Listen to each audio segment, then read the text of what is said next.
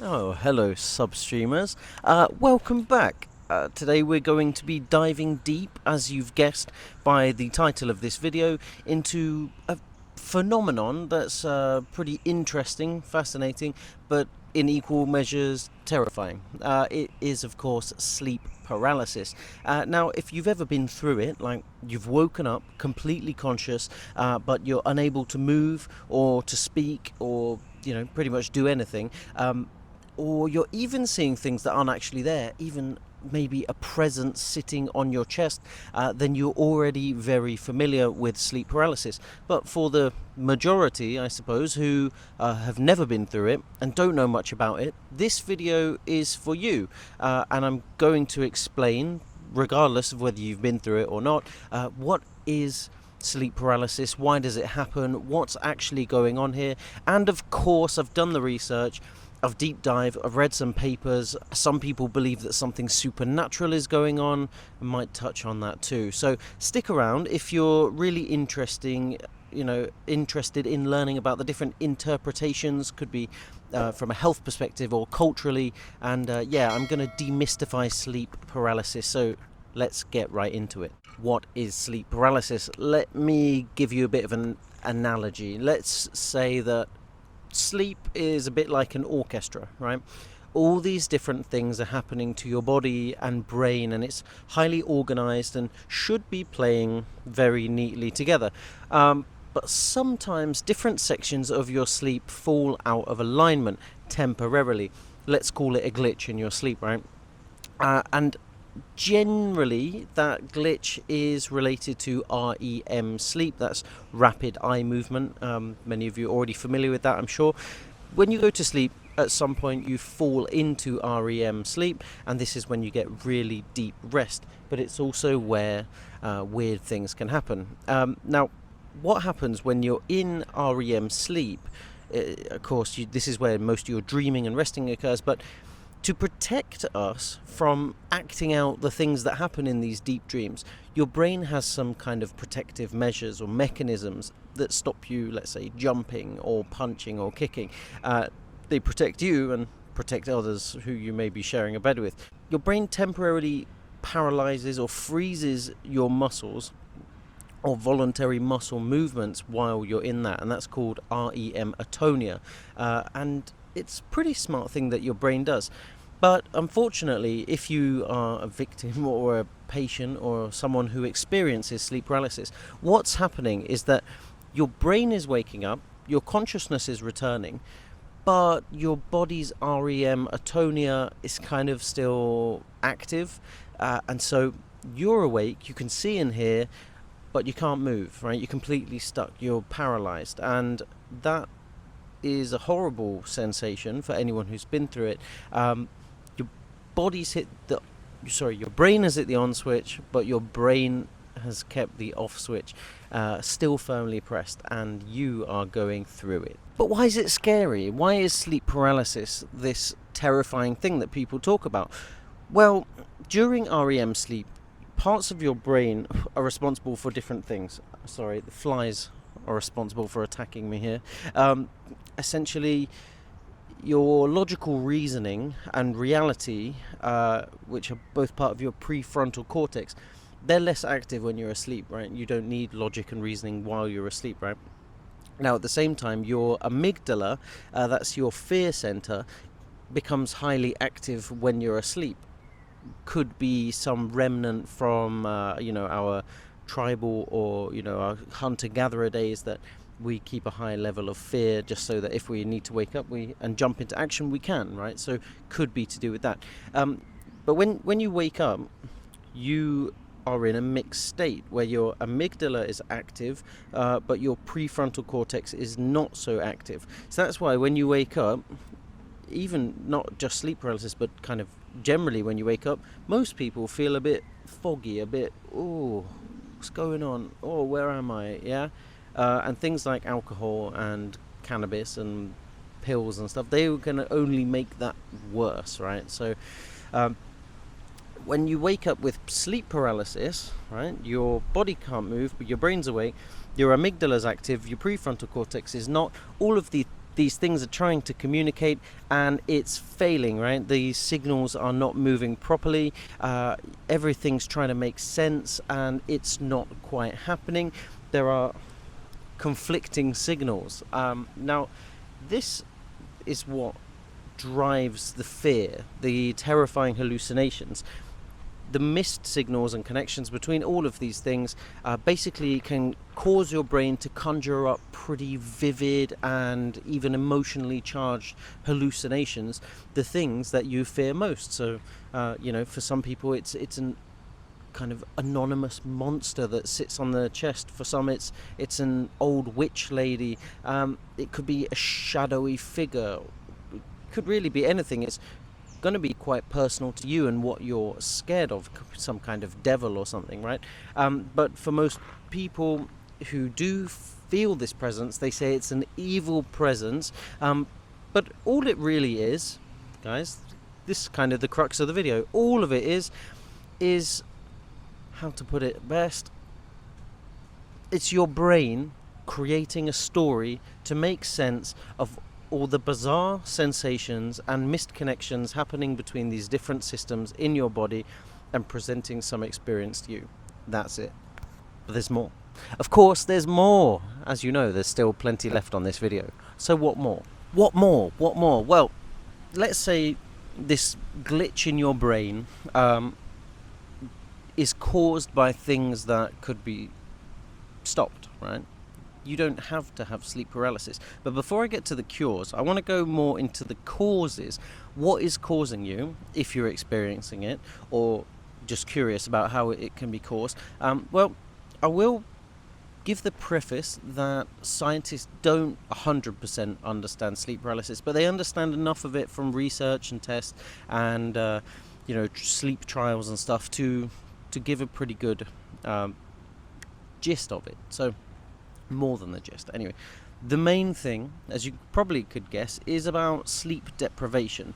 If you haven't had enough sleep the night before or recently, or you have a really irregular sleep pattern, like sometimes you work nights, sometimes you don't work nights, and you're sometimes sleeping at night or during the day, or you're just working really inconsistently or sleeping inconsistently and constantly changing your sleep times, you are much more likely to experience sleep paralysis. It's because your brain is, well, actually, I'm going to give you a term. You may have heard of sleep deficit, right? I use it. You may have heard it before. When you feel like you're in a sleep deficit, when you haven't slept enough recently.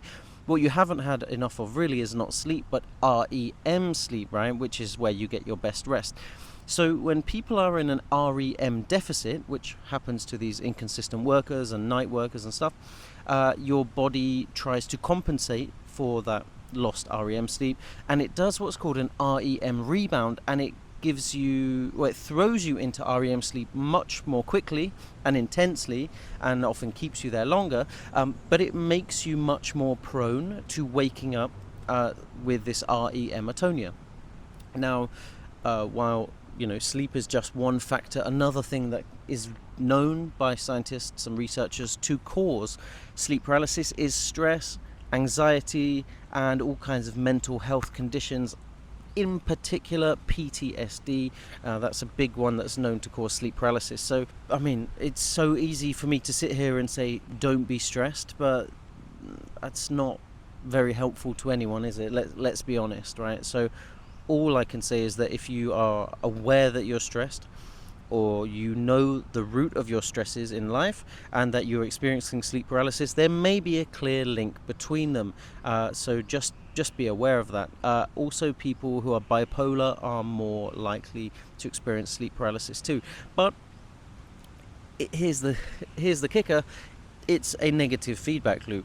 If you are stressed or have poor mental health and you experience sleep paralysis, you're more likely to try not to sleep because you fear going to sleep because you're going to get sleep paralysis, and then you create this cycle where you're not getting enough sleep and you're more likely to get sleep paralysis, and again until you fix it. But that's easier said than done. Another thing, narcolepsy. I'm going on too much here, but narcolepsy is a condition where you just kind of fall asleep throughout the day, outside of your regular kind of sleep-wake cycles, often in daytime, sometimes in public places. Those people who suffer from narcolepsy often also suffer from sleep paralysis. Some quick ones here. Sleeping on your back is more likely to cause sleep paralysis than sleeping on your sides, which perhaps explains why in a lot of people's retellings of their sleep paralysis, they are on their back and the pressure is coming downwards, right? So that's one thing. So you can try not to sleep on your back, even if you move onto your back after you fall asleep. Another thing I mentioned earlier, substance abuse. Any kind of drugs and pills and stuff may cause sleep paralysis or make you more vulnerable to it. And general kind of medications, not only narcotics, but actual medications can make you more likely to get it. Some stimulants as well. So just be aware of that. And then finally, the thing that really can't be avoided is just genetics. Some people are genetically predisposed to get sleep paralysis, and there's not a lot you can do about it. Let's move on. I've got some interesting cultural interpretations that I found during my research that I wanted to show you or share with you before I move on to solutions. Now, sleep paralysis is not a new thing. It's been found throughout history. Different cultures have talked about it, given names to it, and it's a thing that humans experience and have experienced for millennia. And so, it's part of us. It's not a supernatural thing, it's a human thing. And science is now offering names and terminologies and explanations. But yeah, it's been interpreted in the past as folkloric and supernatural, and so it's been given different names.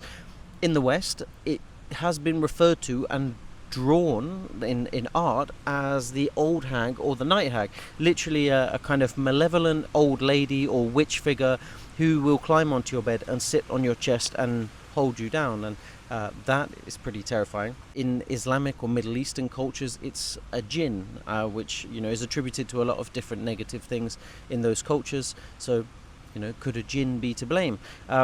In Brazil, the entity is called a pisadeira, and this is a thin old woman who steps on your chest rather than sitting on it, and they believe that it's more likely to happen if you go to sleep on your back after a heavy meal. That's there may be a link there.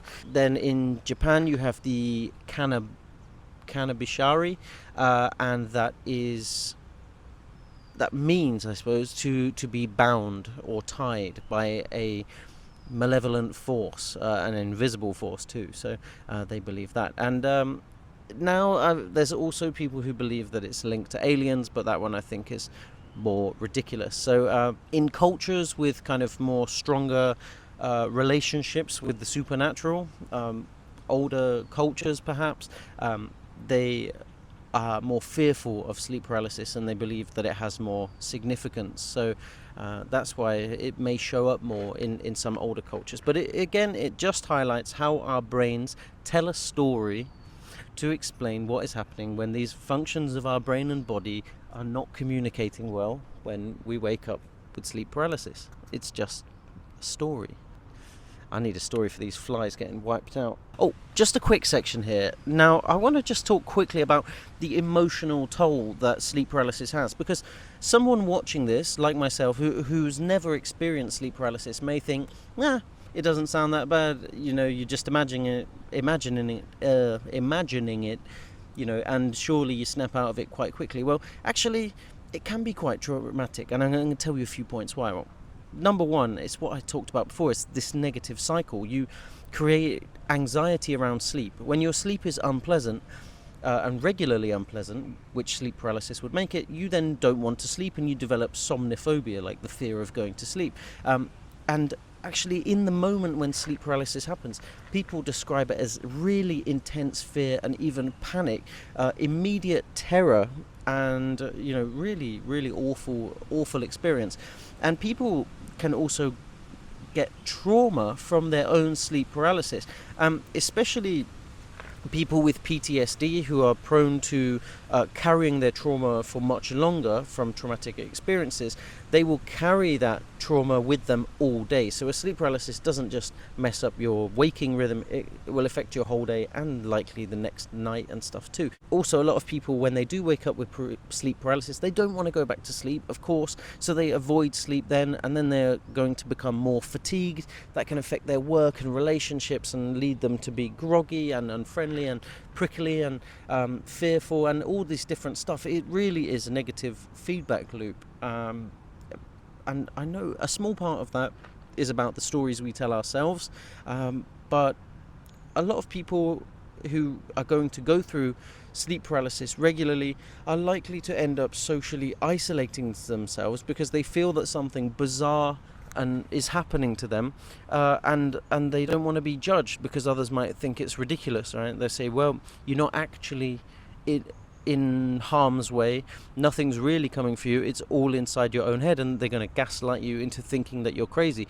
You're not crazy, you're just, your brain is not making a few key connections where it should, and so your brain then has to tell a story to compensate, and that is what sleep paralysis and the traumas that come with it are, as I've repeated. But saying that and experiencing it yourself are totally different things, and after all of the research I put into this video, I'm really empathetic with the people who go through it, because it's almost like an invisible disability. It's really can hold you back from your happiness, from your full potential, especially if you go through it regularly.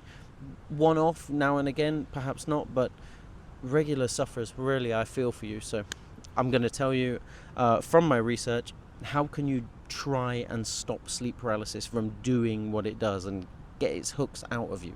First, for the good news. The good news is sleep paralysis can be managed and effectively cured without medication. That's very good news. The key to it all, allegedly, is good sleep hygiene. That is your first line of defense. So what does that actually mean? Well, that means a consistent sleep schedule. So if you are an inconsistent sleeper, you've got to try and fix that. You need to be getting enough sleep, 7 to 9 hours per night, because remember, one of the key causes of sleep paralysis is the compensation and rebound effect of being sleep deprived. Another thing is you need to make sure your bedroom is dark, cool, quiet, comfortable, basically a perfect sanctuary for sleep. No screens in bed, and stop playing on your phone and doom scrolling before you go to sleep, especially if you've already suffered sleep paralysis in the past. You're making it more likely to happen. You also should try and encourage a relaxing and therapeutic bedtime routine. That means like reading, having a warm bath, stretching, maybe a bit of gentle yoga, even like breathing exercises, that kind of stuff. That's all designed to help with your sleep. Also, it would help to stop taking substances that you think may be helping you sleep, like alcohol or cannabis or prescription pills, because they don't actually give you quality sleep. But that's a topic for a whole nother video. The other thing, of course, is try sleeping on your side, or just avoid sleeping on your back. Sleep on your front or your side, fine, not on your back. But of course there's more to it than that, because you may do all of those things and still experience sleep paralysis. So what can you do? What's the next level to tackle this thing in your life? I've been through it. I did a whole section on it. It's stress management. You really got to get your cortisol down. Stress is just a huge trigger for sleep paralysis.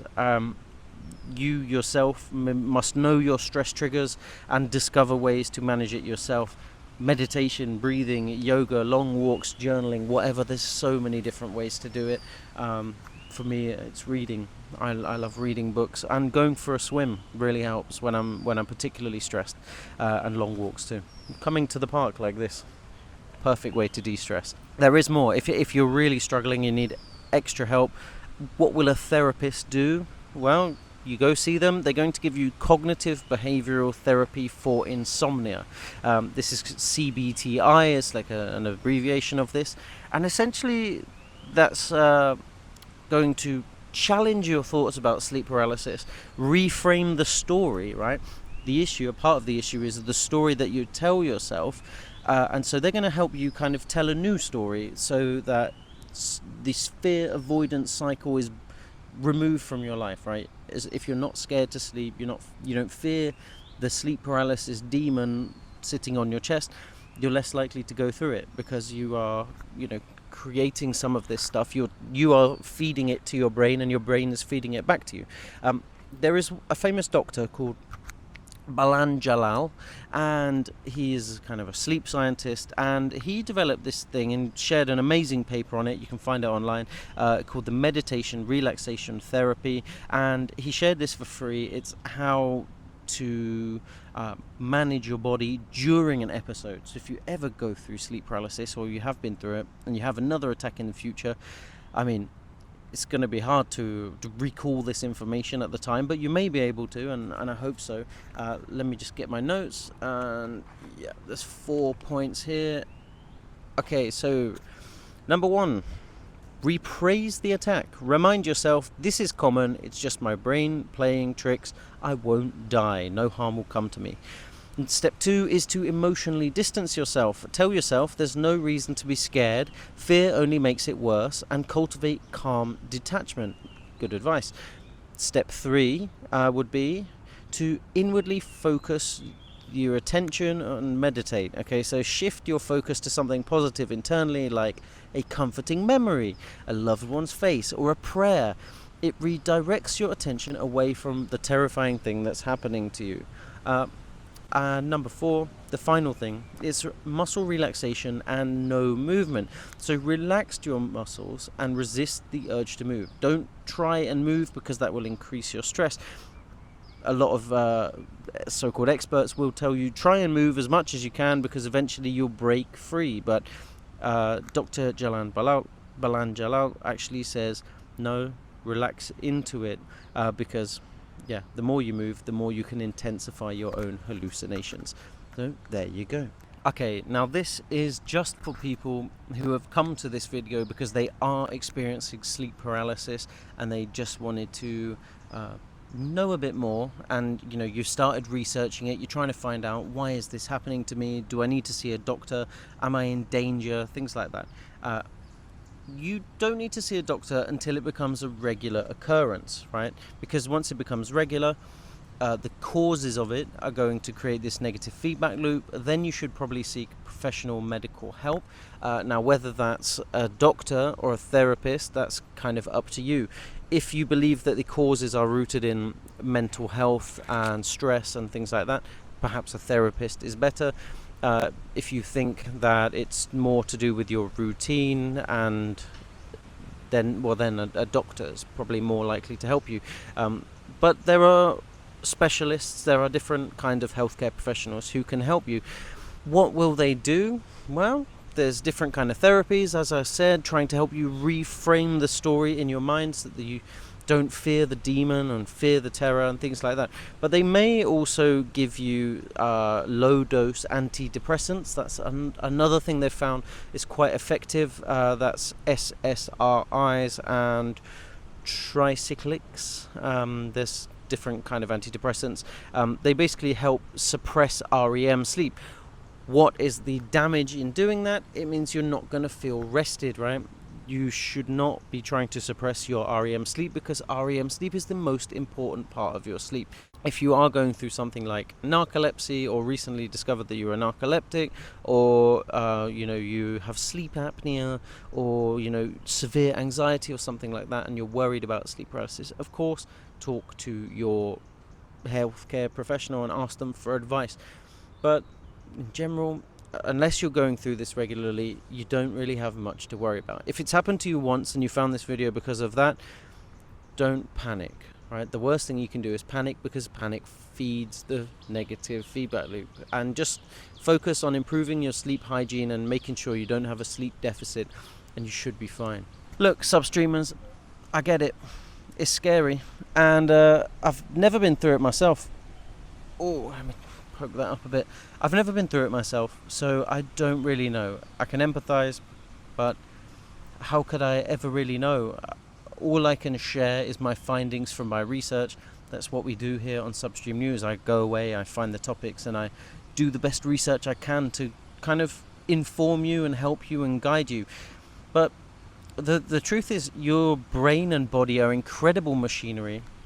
All these moving parts, or the orchestra with many different instruments, to reshare the analogy from the start, they are doing their best, and there's different kind of coping strategies, and sometimes there's going to be glitches. Some instruments are not going to play or sound how they should, and they're going to bring these terrifying moments into your sleep. It's different from nightmares. It's a waking nightmare, right? It's a horrible thing to go through, but it's not forever. It's a temporary thing, and so if you are going through it, I feel for you, and I know you'll come out stronger. Now, substreamers, whether you have or haven't been through it, if you have anything to share on this topic, please, I implore you to leave a comment below. I'd really like that. And if you have been through it, please tell me your story. If there was the old hag sat on your chest or something like that, this is a no judgment zone. Please feel free to share your thing. Nobody's going to call you crazy. We'd love to know your story about what happened to you and how you overcame it. That would be incredibly valuable. And if you're going through it, we'll cheer you on to get through it. So, Substreamers, I want to say thank you so much for watching. This is Substream, and we'll see you in the next video. Bye for now.